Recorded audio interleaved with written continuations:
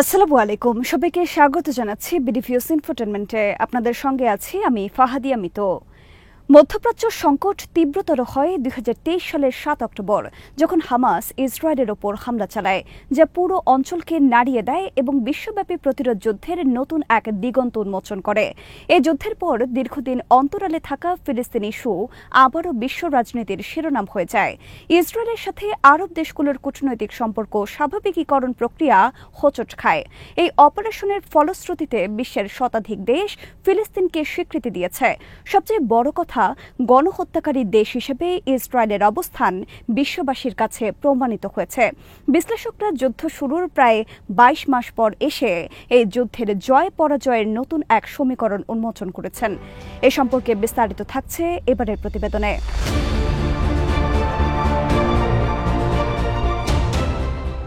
বিশ্লেষকদের কাছে এরই মধ্যে ইসরায়েলের বানোয়াট বয়ান ও বিভ্রান্তিকর প্রচারণা মারাত্মকভাবে পরাজিত হয়েছে।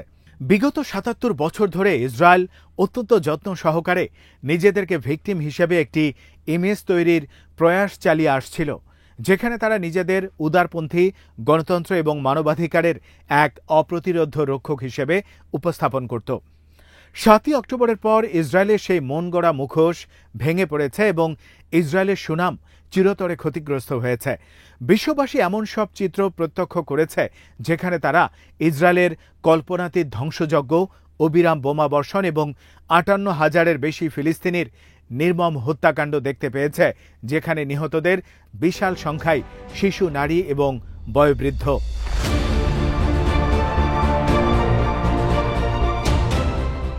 একই সাথে ইসরায়েল হামাসকে প্রতিহত করার অজুহাতে যে ক্ষুধা নীতি গ্রহণ করেছে তা গোটা বিশ্বের শান্তিকামী মানুষের মাঝে আরও বেশি ক্ষোভের জন্ম দিয়েছে। এর ফলে এখন ইসরায়েলকে ক্রমেই একটি পরিত্যক্ত রাষ্ট্র হিসেবে দেখা হচ্ছে। লন্ডন, বার্লিন, প্যারিস, মাদ্রিদ সহ বিশ্বের প্রধান শহর এবং বহু মার্কিন শহর ও বিশ্ববিদ্যালয় ক্যাম্পাসে সাপ্তাহিক প্রতিবাদ অনুষ্ঠিত হচ্ছে। প্রথমবারের মতো আমেরিকান জনগণের একটি বড় অংশ, যারা ঐতিহ্যগতভাবে ইসরায়েলের অটল মিত্র ছিল, তারাও এখন ইসরায়েলকে আর নির্ভরযোগ্য সঙ্গী হিসেবে নয়, বরং হতাশা হিসেবে দেখছে। কয়েক বিলিয়ন ডলার এবং দশকের পর দশক ধরে গঠিত জনসংযোগ ও ইমেজ নির্মাণ প্রচেষ্টা মাত্র 2 বছরের কম সময়ে সম্পূর্ণভাবে উবে গেছে। এই ক্ষতি অপূরণীয় এবং ইসরায়েলের জন্য দীর্ঘমেয়াদী নেতিবাচক প্রভাব বয়ে আনবে।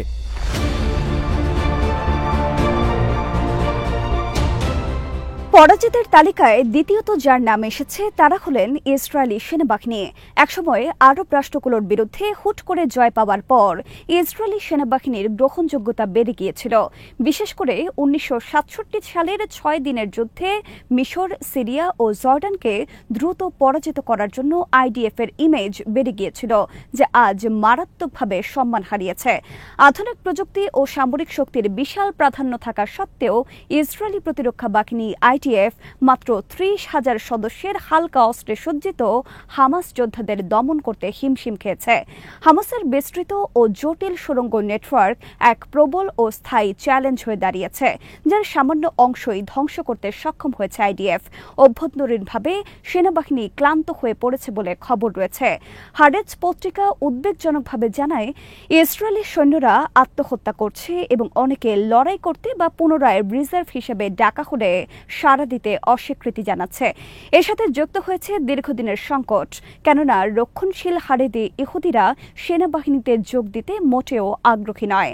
আন্তর্জাতিক অঙ্গনে আইডিএফ এর মর্যাদা ভয়াবহভাবে কমে গেছে এবং জাতিসংঘ মহাসচিব অ্যান্টনিও গুতেরেস আইডিএফকে লিস্ট অব শেম বা লজ্জার তালিকায় অন্তর্ভুক্ত করেছেন।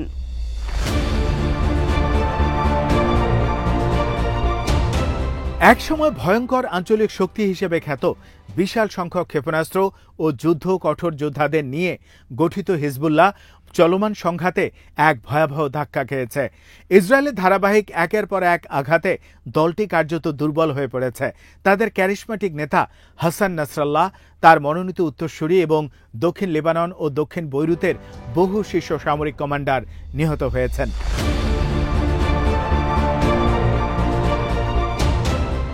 মোসাদের গভীর অনুপ্রবেশ, দ্বৈতচর ও গুপ্তচর ব্যবহারের প্রমাণে স্পষ্ট হয়েছে যে মোসাদ অনেকদিন ধরেই লেবাননে একটি অত্যন্ত জটিল গোয়েন্দা অপারেশনের পরিকল্পনা করেছে এবং শেষ পর্যন্ত তারা সফল হয়েছে। ইসরায়েল এরই মধ্যে হিজবুল্লাহর অপারেশনাল সক্ষমতা ভেঙে দিয়েছে এবং সংগঠনটির বড় ধরনের কিছু দুর্বলতা উন্মোচন করেছে। এই আঘাত হিজবুল্লাহর স্থানীয় ও আঞ্চলিক প্রভাবেও উল্লেখযোগ্যভাবে কমিয়ে দিয়েছে।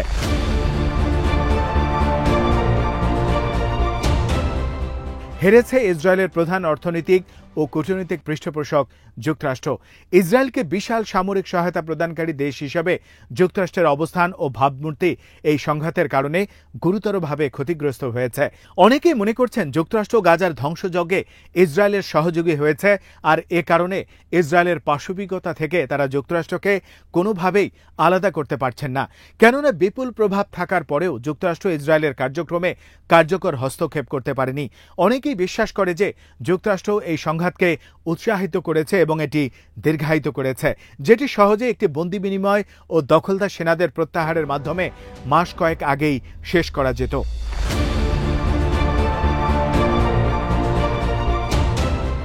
গাজায় যে ভয়াবহ মানবিক বিপর্যয় ঘটছে, বিশেষ করে গত ২২ মাসের সহিংসতা, মৃত্যু, ক্ষুধা, বোমাবর্ষণ এবং ধ্বংস সত্ত্বেও আরব ও মুসলিম বিশ্বের সম্মিলিত প্রতিক্রিয়া হতাশাজনকভাবে নীরবতা ও নিষ্ক্রিয়তায় পরিপূর্ণ, যা আরব বিশ্বের ইমেজ সম্পর্কে মারাত্মক সংকট তৈরি করেছে। আরব দেশগুলোর সম্মিলিত সক্ষমতা থাকা সত্ত্বেও তারা দক্ষিণ গাজায় আটকে থাকা হাজার হাজার খাদ্যবাহী ট্রাক প্রবেশ নিশ্চিত করতে ব্যর্থ হয়েছে। আরব ও মুসলিম শীর্ষ সম্মেলনগুলো কোনো কার্যকর ফল না এনে শুধু কিছু অস্পষ্ট ঘোষণার মধ্যেই সীমাবদ্ধ থেকেছে এবং এর ফলে তাদেরকে এখন নিছক কাগজে বাঘ হিসেবে বিবেচনা করা হচ্ছে। আরব বিশ্বের এই অপমান এতটাই গভীর যে ইসরায়েলি প্রধানমন্ত্রী বেনিয়ামিন নেতানিয়াহু যখন তাদেরকে বোবা হিসেবে অভিহিত করেছে, তখনও আরব বিশ্বের কোনো দেশ থেকে সাহসী কোনো কণ্ঠস্বরও শোনা যায়নি।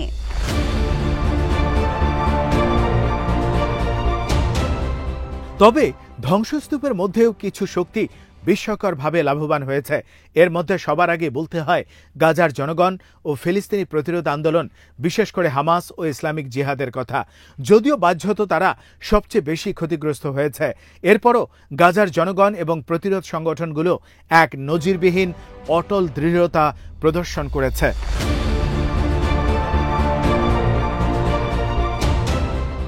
হামাস ও অন্যান্য সংগঠনগুলো প্রযুক্তিগতভাবে অগ্রসর ইসরায়েলি সেনাবাহিনীকে চতুরভাবে পরাস্ত করেছে এবং কৌশলগত সাফল্য ও অভিযোজনশীলতা প্রদর্শন করেছে।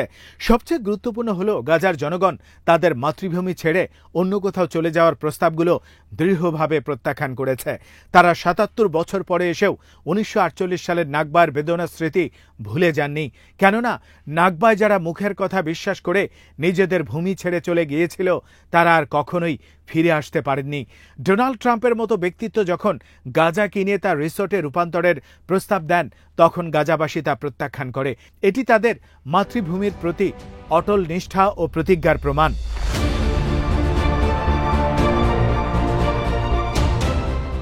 বিজয়ীর তালিকায় আছে ইয়েমেনের হুথিরাও। সংঘাতের শুরু থেকে ইয়েমেনের হুথি যোদ্ধারা সরাসরি পদক্ষেপ নিয়েছে, ইসরায়েলের দিকে ক্ষেপণাস্ত্র ও ড্রোন নিক্ষেপ করেছে। আন্তর্জাতিক নিন্দা এবং ইসরায়েল ও যুক্তরাষ্ট্রের পাল্টা হামলার মুখে পড়েও তারা বাস্তবে প্রভাব সৃষ্টি করেছে। তারা ইসরায়েলের বিভিন্ন লক্ষ্যবস্তুতে আঘাত এনেছে এবং এরই জেরে ইসরায়েলি কর্তৃপক্ষ এইলাদ বন্দর অনির্দিষ্টকালের জন্য বন্ধ ঘোষণা করে, যা ইসরায়েলের বাণিজ্যিক রুটের উপর গুরুতর প্রভাব ফেলে। এর ফলে হুথিরা ফিলিস্তিন ইস্যুতে দৃশ্যমান পদক্ষেপ নেয়া একমাত্র আঞ্চলিক শক্তি হিসেবে নিজেদের অবস্থান শক্তিশালী করেছে এবং আরব বিশ্বের প্রশংসা অর্জন করেছে।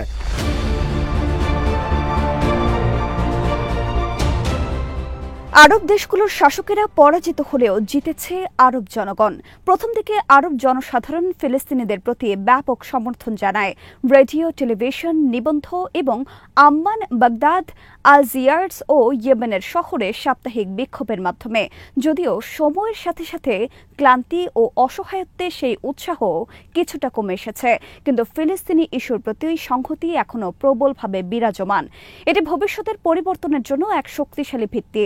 গাজার এই সংঘাত ভিন্ন আরেক মাত্রা পায় যখন গত জুনে এসে একটি পৃথক যদিও সংক্ষিপ্ত সংঘাত সৃষ্টি করে প্রতিদ্বন্দ্বী ইসরায়েল ও ইরানের মধ্যে 12 দিনের এক যুদ্ধ, যেখানে যুক্তরাষ্ট্রকেও টেনে আনা হয়।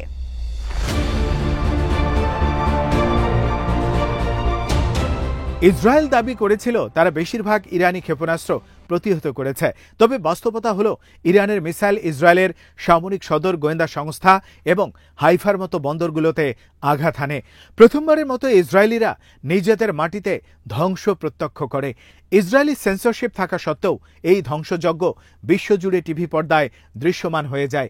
ইসরায়েলের একাধিক বিমান ঘাঁটি ও বিমান ক্ষতিগ্রস্ত বা ধ্বংস হয়েছে বলে জানা গেছে এবং কয়েকজন শীর্ষ সামরিক ও নিরাপত্তা কর্মকর্তা নিহত হয়েছে। তাছাড়া ইসরায়েলের লক্ষ্য শুধু ইরানের পারমাণবিক স্থাপনাগুলো ধ্বংস করা ছিল না, বরং তারা ইরানি শাসন ব্যবস্থাকেই উচ্ছেদ করতে চেয়েছিল। কিন্তু এই উচ্চাভিলাষী পরিকল্পনা ভয়াবহভাবে ব্যর্থ হয়েছে। পরিবর্তে ইরানি জাতীয়তাবাদের জোয়ারে ও সরকারের প্রতি জনসমর্থন বেড়েছে, যা ইসরায়েলের জন্য নতুন করে হুমকি তৈরি করেছে।